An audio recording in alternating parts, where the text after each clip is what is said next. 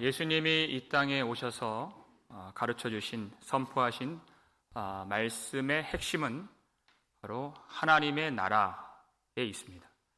예수님이 오시자마자 때가 찼고 하나님의 나라가 가까이 왔으니 회개하고 복음을 믿으라 이렇게 말씀하셨고, 또 예수님 승천하실 때에도 제자들이 하나님의 나라가 무엇인가를 묻고 그것에 대한 답을 주시고 하늘로 승천을 하셨습니다. 하나님의 나라, 이것이 하나님의 뜻이고 예수님의 말씀의 핵심인데, 그래서 이 바리새인들이 예수님 앞에 나와서 질문을 하는 것입니다. 하나님의 나라가 어느 때 임하나이까? 예수님의 말씀을 들여다보면 하나님의 나라가 이미 임했다 이렇게 말씀하십니다. 근데 바리새인들이 봤을 때 하나님의 나라가 보이지 않는 것입니다. 아무것도 된 것처럼 여겨지지가 않습니다. 그들은 여전히 로마의 압제 가운데 고통을 당하고 있습니다. 보이는 것은 로마 총독부요, 로마 군대요, 그 아래에서 고통받고 수치받는 백성들 밖에 없는 것입니다. 하나님의 나라가 언제 임합니까? 세상은 아무것도 변한 것이 없고 우리는 여전히 힘들지 않습니까? 라는 말입니다. 예수님의 말씀을 반박하면서 하는 질문입니다.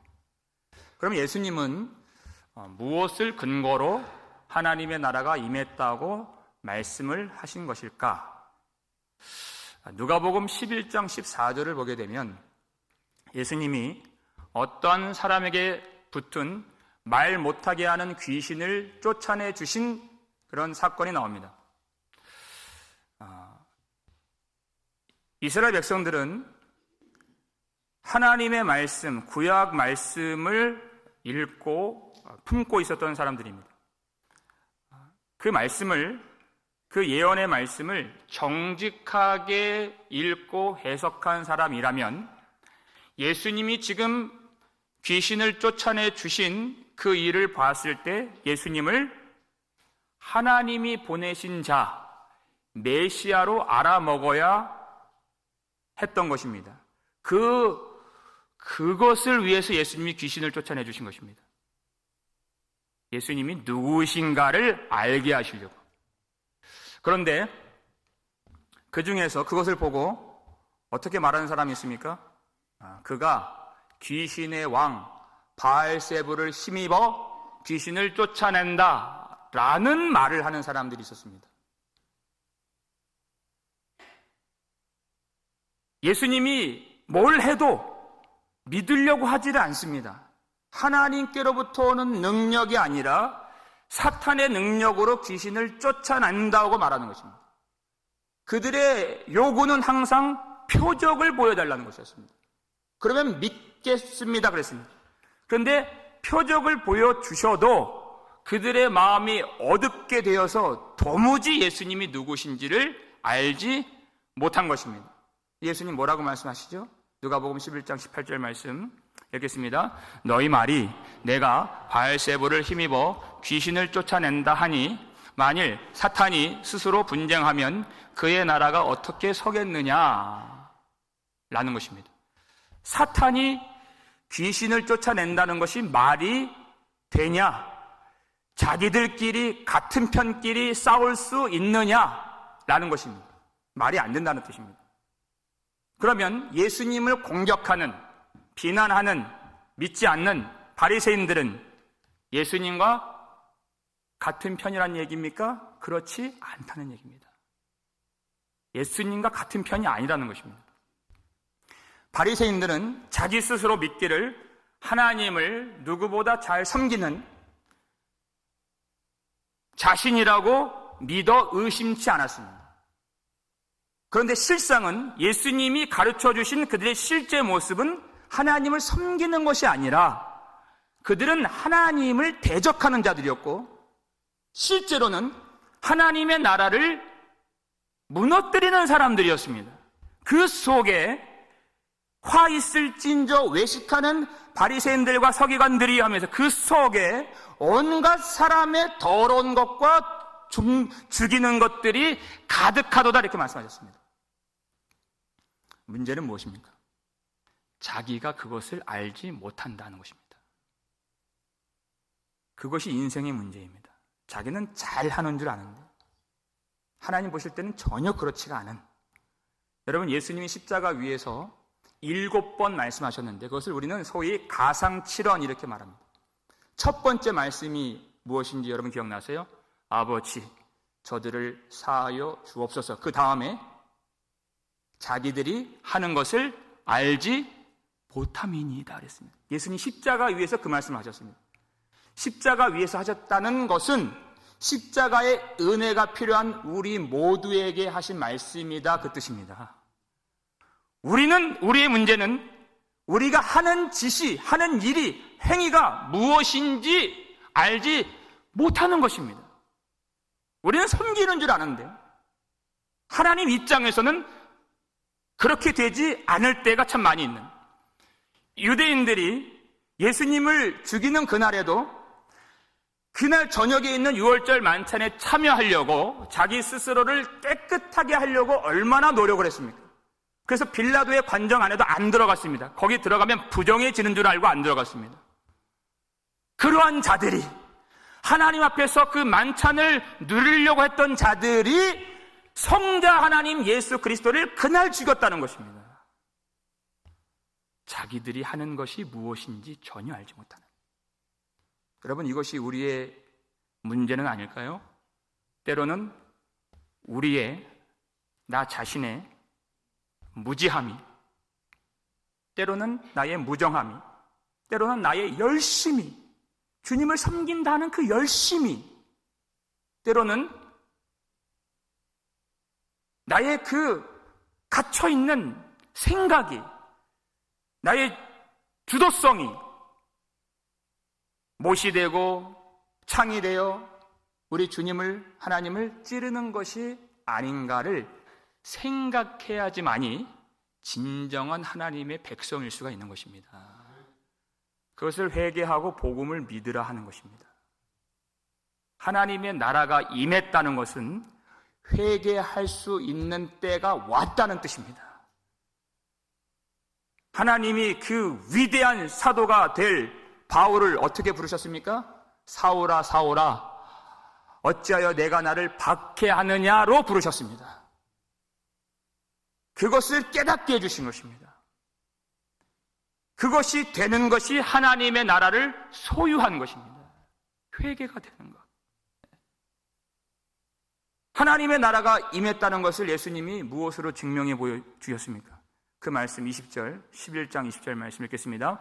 그러나 내가 만일 하나님의 손을 힘입어 귀신을 쫓아낸다면 하나님의 나라가 이미 너희에게 임하였느니라. 아멘. 예수님이 귀신을 쫓아내 주신 것은 사탄의 능력일 리가 없고 그것은 하나님의 능력일 수밖에 없는데, 그렇다면 하나님의 나라가 이미 너희에게 임한 것이니라 이렇게 말씀하신 것입니다.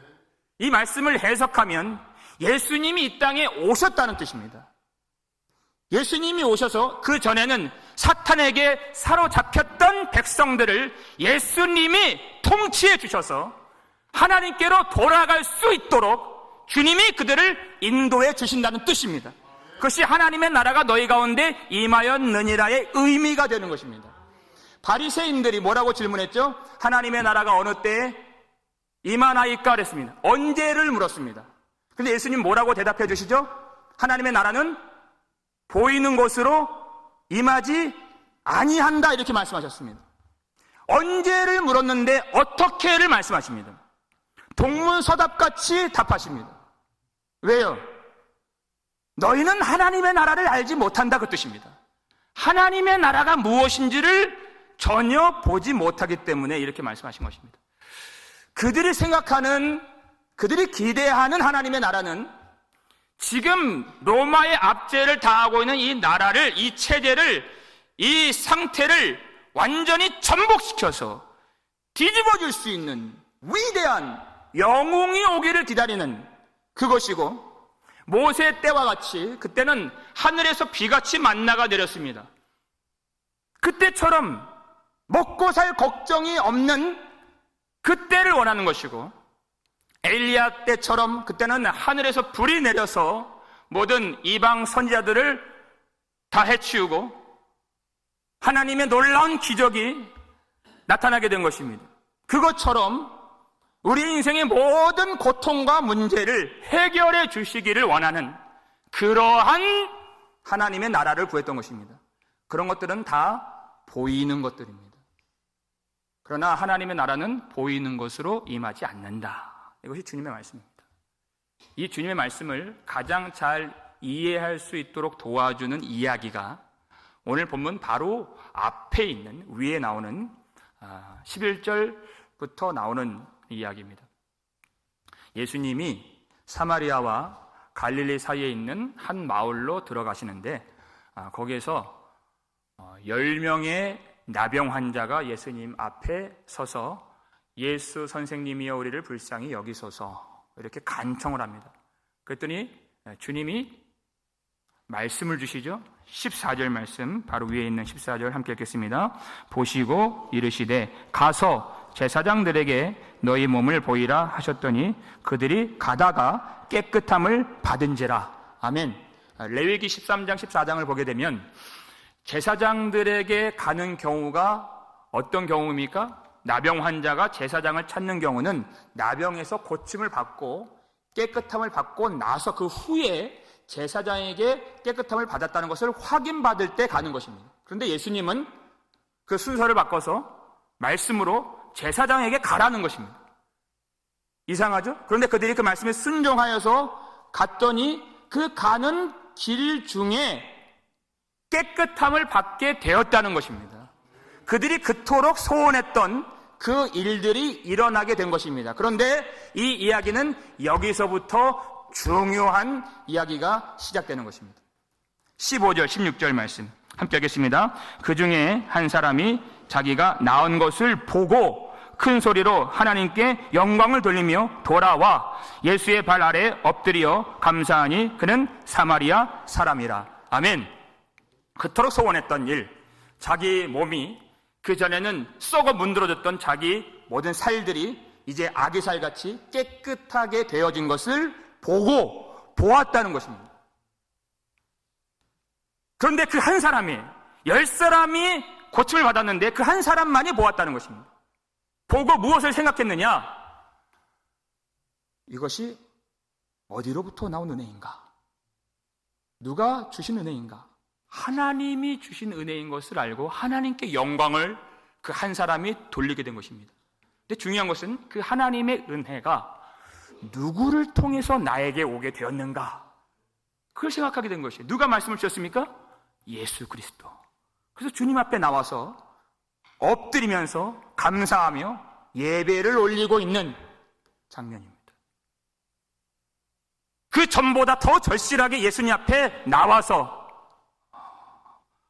감사하며 영광을 돌리고 있는 것입니다. 예수님 앞에 나왔다는 것입니다. 고침받은 사람은 몇 명입니까?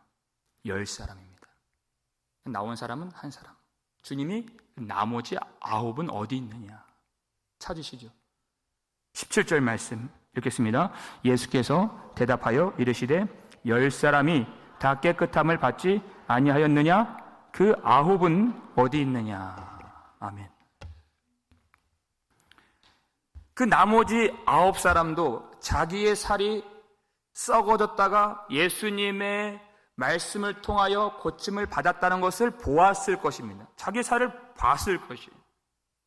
근데 그들은 그 본 것으로 만족하고 나오지 않았다는 것입니다. 그들은 하나님의 나라가 무엇인지 알지 못했다는 것입니다. 예수님이 오신 것은 그 나병이 고침받고 귀신 들린 자가 자유케 되는 것만을 위해서 오신 것이 아닙니다. 그것을 넘어서, 그 보이는 것을 넘어서 진정 주님이 주시려고 하는 것이 무엇입니까? 19절 말씀 함께 하겠습니다.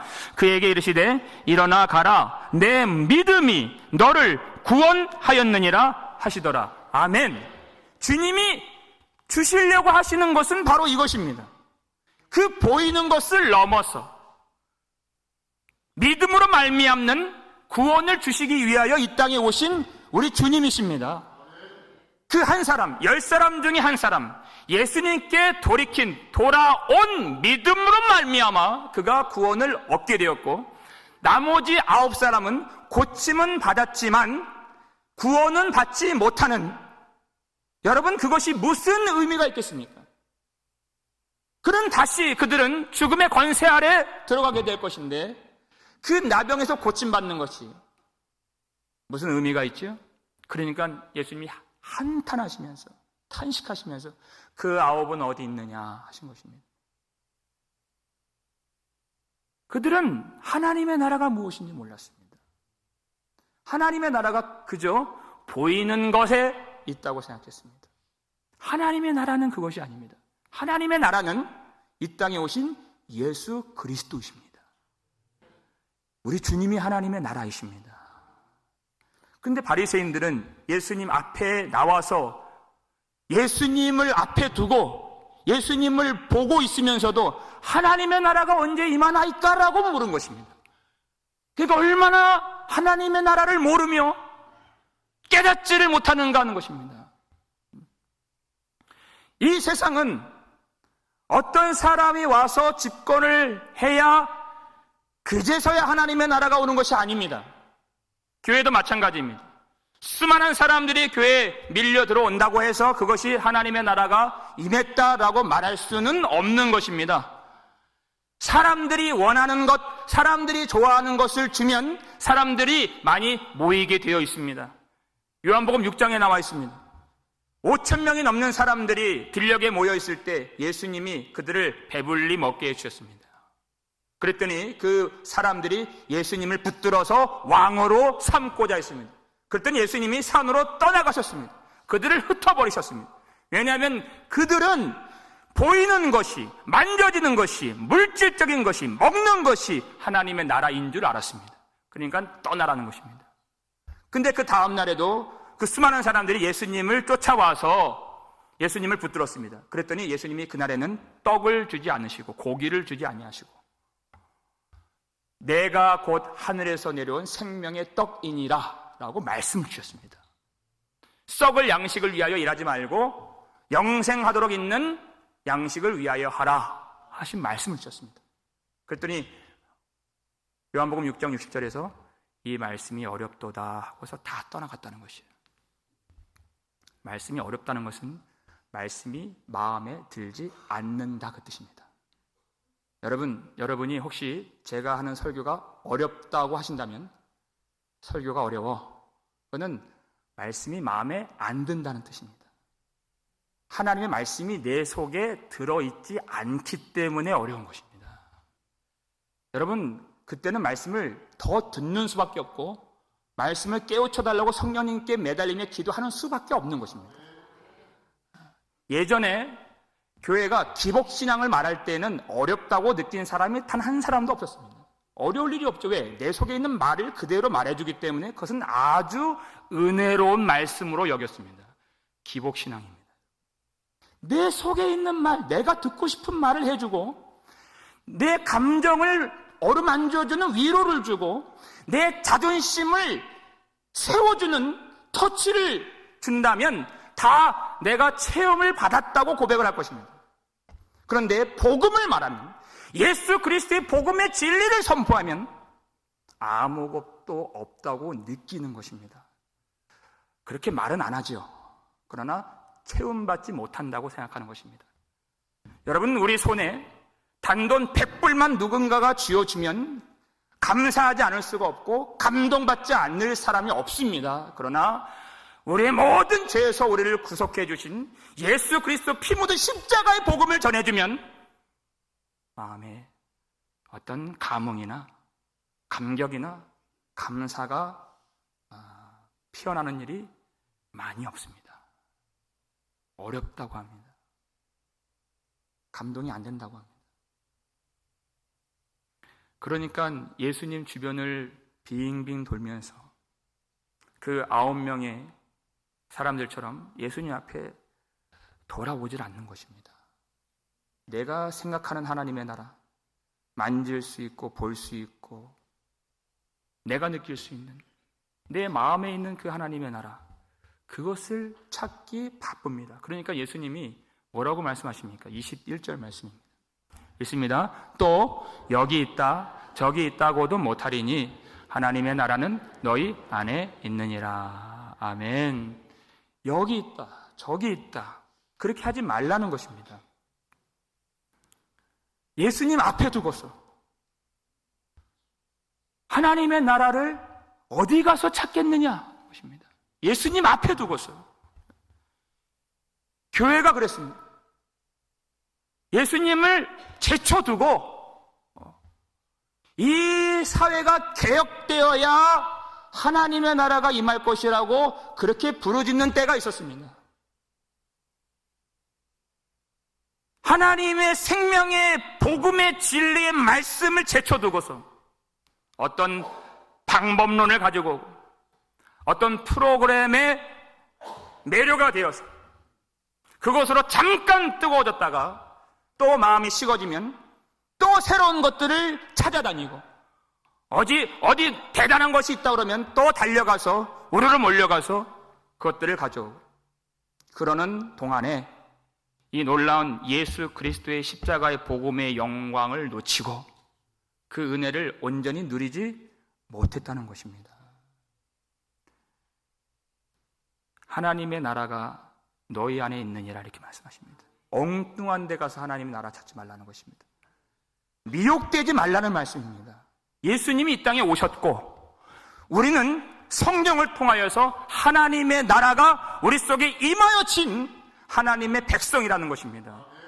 예수 그리스도를 통하여 하나님의 나라가 세워졌고 하나님의 나라가 시작되었고 성령을 통하여 하나님의 나라는 우리 속에서 작동하고 있다는 것입니다. 딴 데 가서 하나님의 나라 찾지 말라는 것입니다. 하나님의 나라가 임하였다는 것은 하나님의 나라가 시작되었고 이제 곧 완성될 것이다 그 뜻입니다. 그래서 22절 이하에는 예수 그리스도가 오셔서 그 나라를 완성하실 것을 말씀하시는 내용으로 연결이 자연스럽게 되는 것입니다. 이미 하나님의 나라가 임하여진 그러나 아직 완성되지 않은 이때를 살고 있는 우리에게 주님이 요구하시는 것은 단 한 가지입니다. 회개에 합당한 열매를 맺으라는 것입니다. 이것이 하나님의 나라를 소유한 그 말씀을 깨달은 하나님 말씀을 알고 그 나라를 구하는 자들에게 주시는 예수님이 처음부터 마지막까지 주시는 놀라운 복음의 말씀인 것입니다. 회개하고 복음을 믿으라는 것입니다. 누구처럼요? 10명 중에 고침받고 보는 것에 만족하지 않고 예수님 앞에 다시 돌이킨 그 사람처럼 자기의 길을 가지 않고 보는 것에 만족하지 않고 많은 사람들이 다 흠모하는 넓은 길로 가지 않고 좁은 문 좁은 길 주 예수의 길 십자가의 길로 나아오는 그런 사람들이야말로 하나님의 나라를 소유한 하나님의 백성이라는 것입니다. 주님께 나오는 것입니다. 그 사람이 무엇 때문에 나왔겠습니까? 이 육신은 고침받았지만 인생의 그 불만족, 인생의 그 두려움, 인생의 그 어두운 문제들은 아직 다 해결받지 못했기 때문에 예수님 앞에 나올 수밖에 없는 것입니다. 나의 유일한 위로와 영광과 소망은 우리 주 예수 그리스도밖에 없습니다 하는 고백으로 주님께 나와 주님을 바라보는 것, 주님을 의지하는 것, 주님께 돌이키는 것, 주님만 주목하는 것, 그것을 믿음이라 하고 그것을 구원이라고 하는 것입니다. 그 전에는 내 육신의 질병 때문에 예수님을 찾았지만 이제는 나를 고쳐주신, 나를 구원해주신 예수 그리스도를 진정 사랑하는 마음으로 그 고침받은 감격과 감사함으로 더 절실하게 엎드리며 하나님께 영광 돌리며 예배를 드리게 된 것입니다. 고침받은 사람들은 그 구원의 감격 가운데 더 주님을 찾게 된 것입니다. 전에 문제 있었을 때보다 더 간절하게 진실하게 예배 드리지 않을 수가 없는 것입니다. 여러분 얼마나 놀라운 말씀입니까? 하나님의 나라는 여기 있다 저기 있다 할 수가 없는 너희 안에 있느니라 하시는 것입니다. 얼마나 놀라운 말씀입니다. 우리는 항상 부족함을 느끼는 사람들입니다. 살아가는데 항상 물질이 부족하고 돈이 넉넉한 적은 없습니다. 교회 사역을 하는데 항상 사람이 부족하고 일할 사람이 부족하고 항상 부족합니다. 그러나 그런 것들이 다 채워진다고 해도 우리는 진정 만족할 수가 없고 행복할 수가 없는 사람들입니다. 그 갈망을 주님의 나라로 돌리라는 것입니다. 오직 주의 나라를 구하라는 것입니다. 그렇게 되도록 주님이 우리 속에 거하시고 성령이 우리를 통치해 주신다는 것입니다. 엉뚱한 데 기웃거리거나 엉뚱한 데 분주하게 방황할 필요가 없는 주님의 나라가 우리 속에 있는 것을 깨닫고 우리 가운데 자정해 주신 주님을 간절하게 의지하며 주님을 바라볼 때 하늘의 영광 나라가 우리 가운데 충만히 이루어지게 될 줄로 믿으시길 바랍니다. 보이는 것은 항상 부족할 수 있습니다. 그것이 우리의 삶이고 우리의 생활이고 우리가 신자가 걷는 길인 것입니다. 그러나 우리가 마음속에 품은 아주 귀한 말씀이 있죠. 고린도후서 6장 10절 말씀 함께 읽겠습니다. 근심하는 자 같으나 항상 기뻐하고 가난한 자 같으나 많은 사람을 부요하게 하고 아무것도 없는 자 같으나 모든 것을 가진 자로다. 아멘. 아무것도 없는 자 같으나 모든 것을 가진 자로다. 이것이 우리의 실상이고 우리의 신분이고 우리의 영광인 것입니다. 눈에 보이는 것은 많지 않습니다. 그러나 우리 속에 계신 주님, 세상 사람들이 알지 못하고 감지할 수 없는 우리 주님이 우리 속에 거하심으로 만물보다 크신 우리 주님이 계심으로 모든 것을 다 가진 자임을 아실 수 있길 바랍니다. 지금 이 순간이에요. 지금 이 순간. 그 주님을 우리가 나의 주로 인정하고 주의 말씀에 순종한다면 하나님의 나라를 지금 이 순간 경험할 수 있는 줄 믿으시길 바랍니다. 지금 이 자리예요. 이 자리에서 우리가 처해 있는 이 환경, 우리의 삶의 터전, 우리의 가정, 우리의 일터, 우리의 교회, 우리가 만나는 우리의 구역과 우리의 선교회, 보잘것없이 보일 수가 있고 참 어려움이 많이 보일 수 있는 우리의 자리이지만은 예수 그리스도를 간절히 의지한다면 그것을 하나님의 나라가 되게 해 주실 줄로 믿습니다. 자비로운 주님의 숨결과 주님의 손길을 경험할 수 있게 된다는 것입니다. 여러분, 지금 처해 있는 나의 인생에 대해 여러분 실망하지 마십시오. 여러분, 우리 환경에 대해 여러분 한탄하지 마십시오. 여러분, 어떤 사람 때문에 내가 이 모양 이 꼴로 사는 것이 아닙니다. 교회가 문제이겠습니까? 우리 속에 임하여 주신 예수 그리스도를 간절하게 바라보지 못하는 것입니다. 성령이 통치해 주시면 주님을 바라볼 수가 있고 하나님의 은혜가 충만하면 지금 우리의 현실, 아직도 문제가 많이 있는, 아직도 지긋지긋하게 여겨지는 우리의 현실이라 할지라도 주님의 은혜가 충만하면 지금 이 순간 이 자리에서 전혀 새로운 땅을 보게 하시고 전혀 새로운 새 하늘을 보게 해 주실 줄로 믿습니다. 높은 산이 거친 들이 초막이나 궁궐이나 내 주 예수 모신 곳이 그 어디나 하늘나라. 이 놀라운 찬양이 우리 모두의 삶의 아름다운 고백이 될 수 있기를 주의 이름으로 축원합니다.